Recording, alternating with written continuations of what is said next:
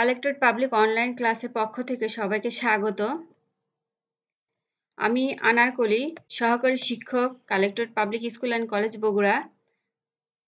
আজ আমি পদার্থবিজ্ঞানে নবম অধ্যায়ের ওপর একটি পাঠ নিয়ে আলোচনা করব। প্রিয় শিক্ষার্থীবৃন্দ, তোমরা এই স্লাইডে দুটি ছবি লক্ষ্য করছো। ছবি দুটিতে অবশ্যই কিছু একটা বিষয় দুটি চিত্রে মিল রয়েছে। পরবর্তী আরেকটি ছবি দেখো, এখানেও দুইটি ছবি দেখা যাচ্ছে। এখানে ছবি দুটিতে যে কোনো একটি বিষয় খুব মিল রয়েছে। প্রিয় শিক্ষার্থীবৃন্দ, আশা করি বিষয়টি তোমরা লক্ষ্য করেছো এবং বুঝতে পেরেছ। আজকে আমার পাঠের শিরোনাম লেন্স। আমরা এই লেন্স পাঠ শেষে প্রিয় শিক্ষার্থীবৃন্দ তোমরা যা যা শিখতে পারবে তা হলো লেন্স কি তা বলতে পারবে, লেন্সের প্রকারভেদ ব্যাখ্যা করতে পারবে এবং লেন্স সংক্রান্ত কতগুলো রাশি বর্ণনা করতে পারবে। প্রিয় শিক্ষার্থীবৃন্দ, চলো আমরা সরাসরি আজকের পাঠে চলে যাই। আমরা এখানে একটি ক্যামেরার লেন্স দেখতে পাচ্ছি। অর্থাৎ লেন্স কি? প্রিয় শিক্ষার্থীবৃন্দ, লেন্স হলো দুটি গোলীয় পৃষ্ঠ দ্বারা অথবা একটি গোলীয় ও একটি সমতল পৃষ্ঠ দ্বারা সীমাবদ্ধ স্বচ্ছ প্রতিসারক মাধ্যমকে লেন্স বলে। প্রতিসারক মাধ্যমটা কি? যেখানে আলোকরশ্মি বিভেদ তল ভেদ করে প্রবেশ করবে, সেই মাধ্যমটাকে বলা হচ্ছে প্রতিসারক মাধ্যম। তাহলে লেন্স কি তোমরা প্রিয় শিক্ষার্থীবৃন্দ বুঝতে পেরেছ? এটি দুটি গোলীয় পৃষ্ঠ হতে পারে অথবা একটি গোলীয় একটি সমতল পৃষ্ঠ হতে পারে এবং এই সমতল পৃষ্ঠ দ্বারা সীমাবদ্ধ যে প্রতিসারক মাধ্যম রয়েছে সেটাকে লেন্স বলা হচ্ছে। চলো আমরা এই লেন্স কত প্রকার ও কি কি তা জেনে নিই। তোমরা এই স্লাইডে দুই ধরনের লেন্স দেখতে পাচ্ছ, একটি উত্তল লেন্স, একটি অবতল লেন্স। চলো আমরা উত্তল লেন্স সম্পর্কে জেনে নিই।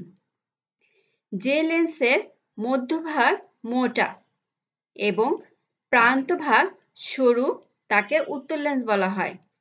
প্রিয় শিক্ষার্থীবৃন্দ, তোমরা এই চিত্রে দেখতে পাচ্ছ যে দুটি গোলীয় পৃষ্ঠের একটা অংশ আমরা নিয়েছি যেটা লেন্স হিসাবে পরিচিত। এই লেন্সের মধ্যভাগ দেখতেছ মোটা অর্থাৎ পুরু এবং দুই প্রান্ত সরু, তাই এই লেন্সকে বলা হচ্ছে উত্তল লেন্স।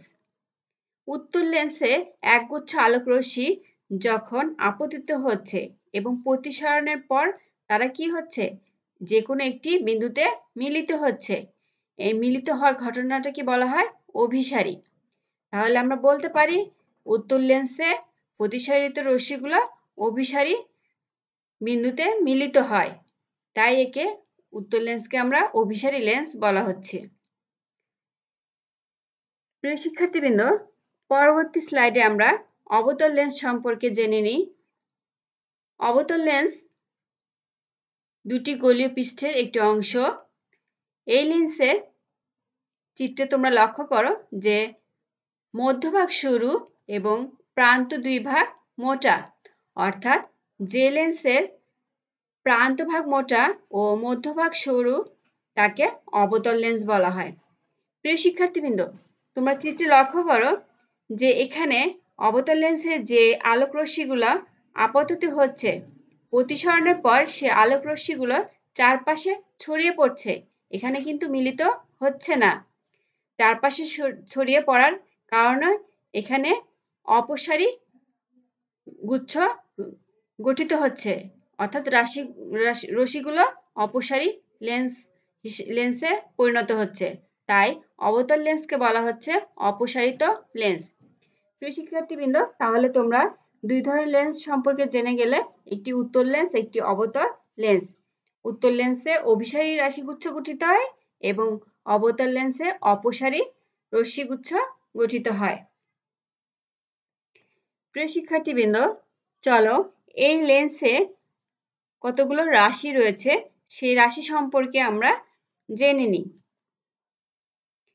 এখানে দেখো তোমরা প্রথমে চিত্রে উত্তল লেন্স সম্পর্কে তোমাদেরকে দেখানো হয়েছে এবং দ্বিতীয় চিত্রে অবতল লেন্স দেখানো হয়েছে।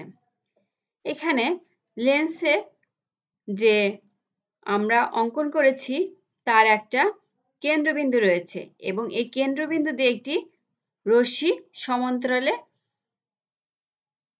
প্রবেশ করেছে বা সমান্তরালভাবে গঠিত হয়েছে। তাহলে আমরা এই সমান্তরাল রাশিকে আমরা কি বলি? চলো আমরা জেনে নিই এই লেন্সের প্রধান অক্ষ। লেন্সের দুটি গোলীয় পৃষ্ঠ থাকে। তোমরা দেখতে পাচ্ছ এই যে একটি উত্তল লেন্স, এই লেন্সের দুটি গোলীয় পৃষ্ঠ রয়েছে। এই পৃষ্ঠদ্বয়ের যে কেন্দ্র রয়েছে সেটিকে বলা হচ্ছে বক্রতার কেন্দ্র অর্থাৎ C1 এবং C2। এই বক্রতার কেন্দ্র দুটিকে যখন যোগ করা হয়েছে এবং যোগ করার ফলে যে সরলরেখা পাওয়া যায় তাকেই বলা হয় ওই লেন্সের প্রধান অক্ষ। তাহলে আমরা যদি দুটি গোলীয় পৃষ্ঠ অঙ্কন করি, অঙ্কনের সময় যে কেন্দ্রবিন্দু পাবো সেটিকে বলা হচ্ছে বক্রতার কেন্দ্র এবং বক্রতার কেন্দ্রগামী যে সরলরেখা সেটি হচ্ছে ওই লেন্সের প্রধান অক্ষ।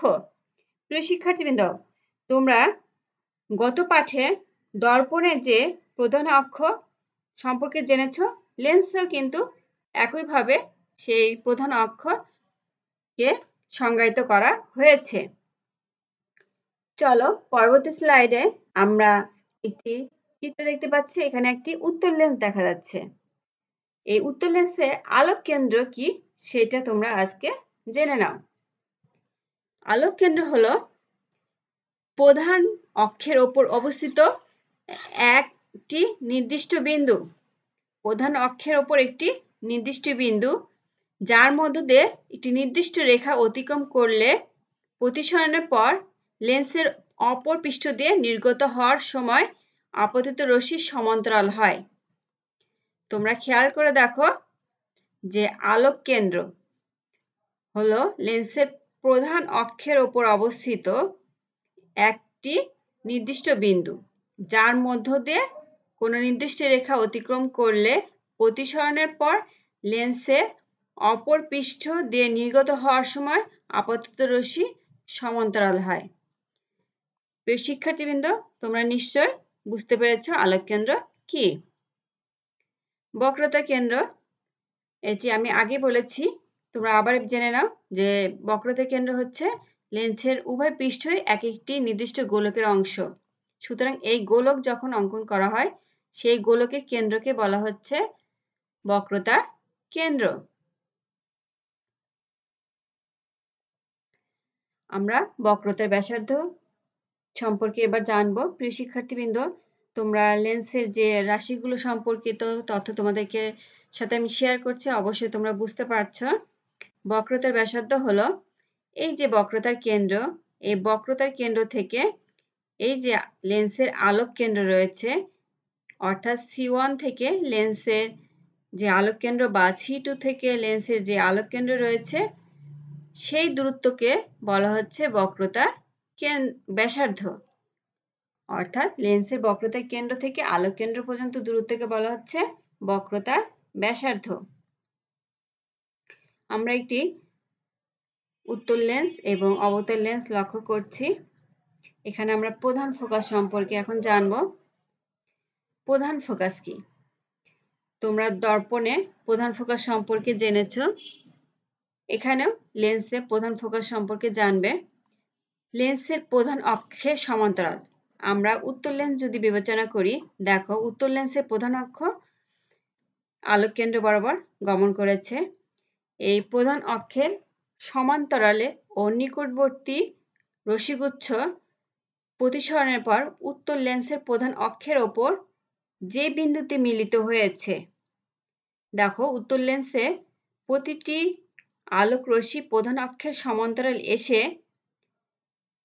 প্রতিসরণের পর উত্তল লেন্সের প্রধান অক্ষের ওপর যে বিন্দুতে মিলিত হয়েছে সেটি হলো উত্তল লেন্সের প্রধান ফোকাস।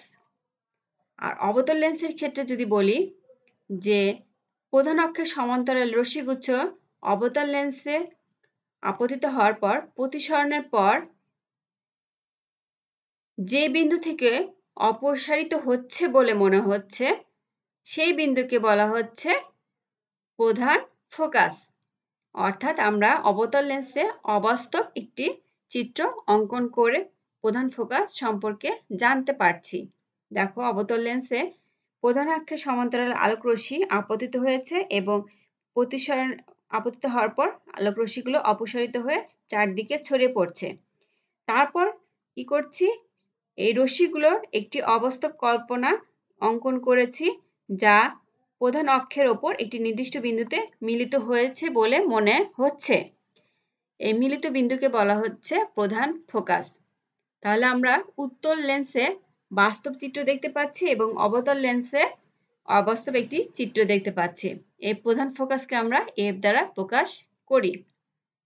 প্রিয় শিক্ষার্থীবৃন্দ, আমি আশা রাখছি তোমাদের এটা বুঝতে অবশ্যই কোনো রকম সমস্যা হচ্ছে না, কারণ আমরা অষ্টম অধ্যায়ে আলোর প্রতিফলনে এই বিষয়গুলো সম্পর্কে বিস্তারিত আলোচনা করেছি। এখন আমরা জানব ফোকাস দূরত্ব কি।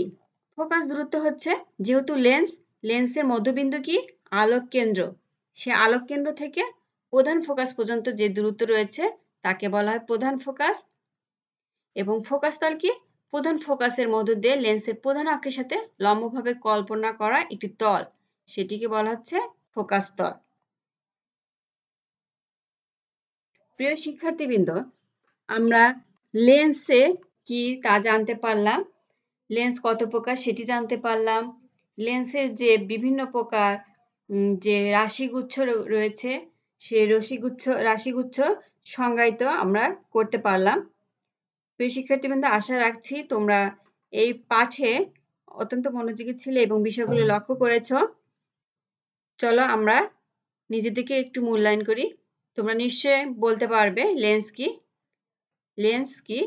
লেন্স হচ্ছে দুটি গোলীয় পৃষ্ঠ বা একটি গোলীয় পৃষ্ঠ বা একটি সমতল পৃষ্ঠের একটি অংশ বিশেষ।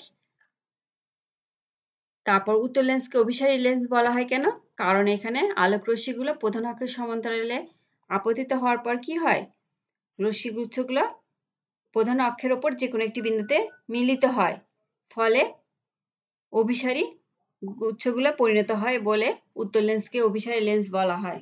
তো শিক্ষার্থীবৃন্দ, অবশ্যই তোমরা, আমি আশা রাখবো এই অ্যান্সারগুলো তোমরা দিতে পেরেছ। অবতল লেন্সকে অপসারী লেন্স বলা হয় কেন, অবতল লেন্সে কি ঘটে, রশ্মিগুচ্ছগুলো চারিদিকে ছড়িয়ে পড়ে, ফলে অপসারিত হয় বলে মনে হয়। আমরা এখানে একটি কাল্পনিক রেখা অঙ্কন করে প্রধান ফোকাস নির্দিষ্ট করেছি। যেহেতু অবতল লেন্সের রশ্মিগুচ্ছগুলো একটি বিন্দুতে মিলিত হয় না, সুতরাং অপসারিত হয় বলে মনে হয়, তাই অবতল লেন্সকে অপসারী লেন্স বলা হয়।